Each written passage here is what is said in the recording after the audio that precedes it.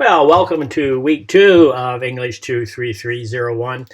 This is the week that we're going to start thinking about your actual writing. We're going to start thinking about your actual topic. We're not locking in a topic yet, but I can't stress enough that for this class, for this research paper to work well for you, you need to pick a very, very personal topic, something that has meaning for you, something that helps you in your life, something that helps you in your family life, your work life, in your major in college, that kind of thing. When you're done with this class, I want you to not only learn how to write a research paper, and don't take as long as we're going to take to get it done, all right, but how to write a research paper, but more importantly, how to come across something that's really helpful to you. You're going to have a product at the end. You're going to follow a process that's going to lead you to a product at the end that's going to turn out to have been very helpful to you. That's my goal. So let me go to textbook exercise 1. That's what you can see here. And I've been hoping that you'd just be able to click there, all right, and excuse me, and here are the details which you can read for yourself. I don't need to read them out loud for you, but I was hoping that these links, you can see there in colors and underline here, I was hoping you'd be able to click on them right here in bright space and have them open. They don't, okay? So my suggestion is that you go up here to the top and download it, which I'm going to do right this minute. It doesn't take long. Just download it wherever you want, okay? And in my case, the way I have it set up, and because I have a Mac, it just shows up here. I just tell it to open. And now I have the actual PDF file for this document, and I'm able to just see how the little hand comes up there and the little hand comes up there. So bottom line, what we're doing is we're using our online textbook that didn't cost you anything, all right? And we're reading the textbook, and the goal there is to help you think about your writing and help you think about the process of writing, help you think about what the purpose of all writing is. You're going to be doing a lot of writing in college. You're not going to probably write a lot of research papers in the workplace, but you're going to be doing a lot of reading, and you're probably going to be creating reports, business plans, marketing plans, that kind of thing. And particularly as you rise up through management, you'll be doing more writing, all right? So the goal is to figure out what's your purpose always, who's your audience, right? And along those lines. So this chapter here in the textbook walks you through all of that. The textbook's very pleasantly laid out. It has some videos. It's easy to read. It's worthwhile reading. Didn't cost you anything, okay? And so click there, and that'll open up the appropriate chapter for the textbook. Now, because this is a writing class, I want you to write about this. So here we'll click on the writing activities. There they are. And there's quite a few, all right? This is going to take you some time. I said earlier that you cannot put off this class into the last minute. You can't put off the work in any internet class. You can't put the work off to the last minute because there's just too much to read. There's too much to noodle around to look for, and there tends to be a lot of reading. Then if it's a writing class, there's going to be a lot of writing. Okay, so in this case, we're not working in small groups. We're working individually. So read the question prompt, all right? Then go down through and follow all of these. There's a lot of detail here. I'm looking for a lot of writing. I want you to practice writing. Good writing comes from good practice, okay? And then I want to look at your writing. I want to see, are you using critical thinking skills? I want to help you with those critical thinking skills, okay?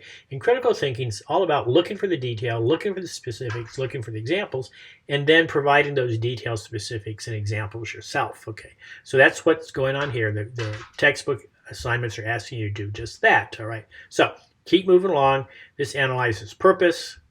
This analyzes audience. Who's your audience? And I can tell you, audiences vary a lot. In the business world, you might have different audiences, okay? In college, you're going to have different audiences. So you need to picture your audience while you're writing. You need to kind of know who they are, right? And it really helps to picture a friendly audience. You know, consider that they're interested in your writing. They're interested in what you have to say. And they're also educated. This is a 200-level college class, so you guys know a lot of things. So you're writing to an informed audience all the time. So think about, are your papers problem-solving papers? Are you writing an argument? What is an argument? Okay, an argument is not a fight with your significant other, all right? An argument is presenting a position and then supporting that position and then convincing people through your support that they should also take that position. That's simply all that a argument is. Okay, where does knowledge come from? In this case, it's going to come from Helmke Library. We're going to use Helmke Library for all the research, and I'll get into that in a lot more detail as the class moves along. Okay, so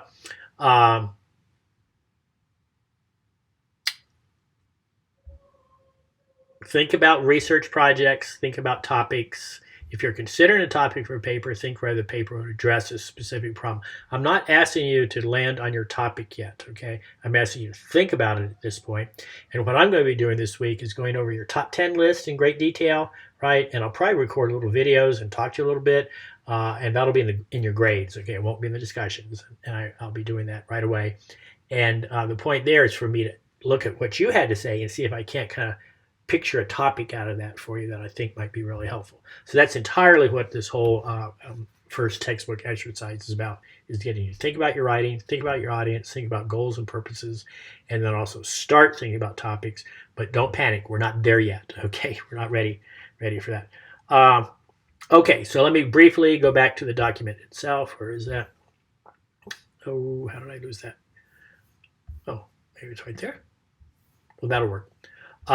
Okay, so I really do like to see your paper set up in 12-point font, Arial, Times New Roman. Word opens up in 11 Calibri. Calibri is quite nice. I think that's okay, but it should be changed to 12-point. That actually helps you out. Double spaced. Don't space between the paragraphs. Just everything all the same. Set it up double spaced. Look for the paragraph command, and set it double spaced. 12-point font. Your own name and information in the top left-hand corner, not in the header. Okay, don't do that. It doesn't belong there. And then in the top right corner of the header, you need page numbers. I have not set a page length for this particular textbook exercise. I like a lot of writing because I like a lot of detail and specifics. I'm trying to teach you to write with detail, specifics, and examples. So here's the grading rubric. It's really kind of cool. Critical thinking counts for 60% out of 100%, right, of your grade. And did you make an in-depth analysis of the material? Did you go in-depth? Does the submission thoroughly address the key elements and points of the reading of the specific questions? Now, once again, I don't grade on what you said. I grade on how you said it, all right? So we're never in a disagreement about what you said, okay? What you say is fine. I agree with you. I believe you. Okay, it's how did you say it? Did you use a lot of detail? Did you use a lot of specifics? Did you use a lot of examples? And I like to see lots of paragraphs. Don't write one long paragraph in response to any of those questions. Just keep flowing through the whole list of questions, just paragraph by paragraph, by thought, not question by question.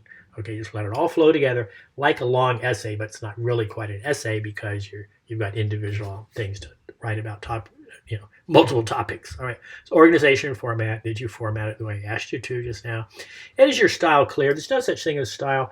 You can use I in this. These are reflective type essays. Okay, reflective type journals, reflective type exercises. I is fine. All right. Won't be quite so appropriate in the research paper because in the research paper, I don't want you talking about yourself. I want you talking about the research. All right.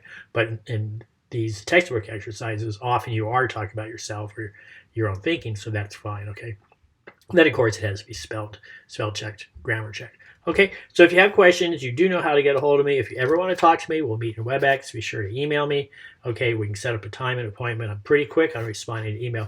We might not be able to set up an appointment the same day, and I don't do that on weekends, okay? That's why we have due dates on Monday nights instead of Sunday nights. Okay, so I hope you enjoyed this. Good luck to you. Please stay in touch, stay in contact. Wash your hands. Thanks a lot.